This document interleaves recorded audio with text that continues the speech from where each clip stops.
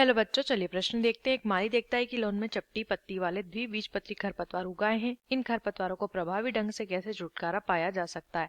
आइए जानते हैं यहाँ पे हमारे प्रश्न की मुख्य अवधारणा।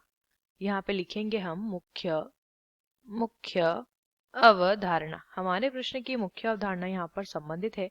हमें बताना है द्विबीजपत्री खरपतवार। द्विबीजपत्री प्रकार की क्या दी हुई है? खरपतवार दी हुई है। खरपतवार दी है। सबसे पहले समझेंगे द्विबीजपत्री के बारे में। देखिए, द्विबीजपत्री पौधे ऐसे पौधे होते हैं जिनमें बीज में क्या पाया जाता है? दो बीज पत्र का आवरण।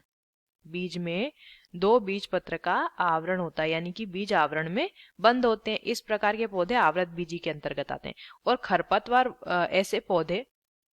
खरपतवार हम ऐसे पौधों को कहते हैं जो कि अनावश्यक रूप से उग जाते हैं, यानी कि जिन्हें हम मुख्य फसल के रूप में नहीं उगाते, अनावश्यक रूप से उग आते हैं। और मुख्य जो फसल होती है हमारी, उसके अलावा ये उग जाते हैं और मुख्य फसल के लिए पोषण में कमी करते हैं, यानी कि उनका जो पोषण होता है, इन पौधों को जो है, ये पौधे उनका पोषण लेते रहते हैं और मुख्य फसल के लिए पोषण की कमी हो जाती है, जिस वजह से उपज कम मिलती है। तो ऐसे अनावश्यक पौधों को खरपतवार कहते हैं। अब यहाँ पे क्या करना है कि प्रश्न में दिया है। देखिए, एक माली जो है, उसकी लॉन में चपटी पत्ती वाले द्विबीजपत्री खरपतवार उग गए हैं।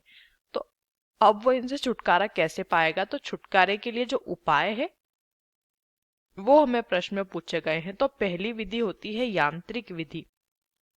माली क्या करेगा? यांत्रिक विधि का प्रयोग कर सकता है, यानी कि उसे वो क्या करेगा? स्वयं हाथों से उखाड़ कर फेंके।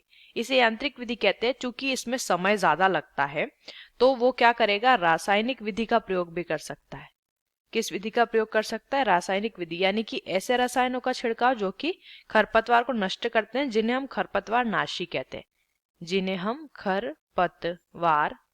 क्या कहते हैं? खरपतवार नाशी, जिन्हें हम कहते हैं। जैसे कि उदाहरण ले सकते हैं, 2,4-D का प्रयोग कर सकता है, जो कि ऑक्सीजन का कृत्रिम रूप होता है।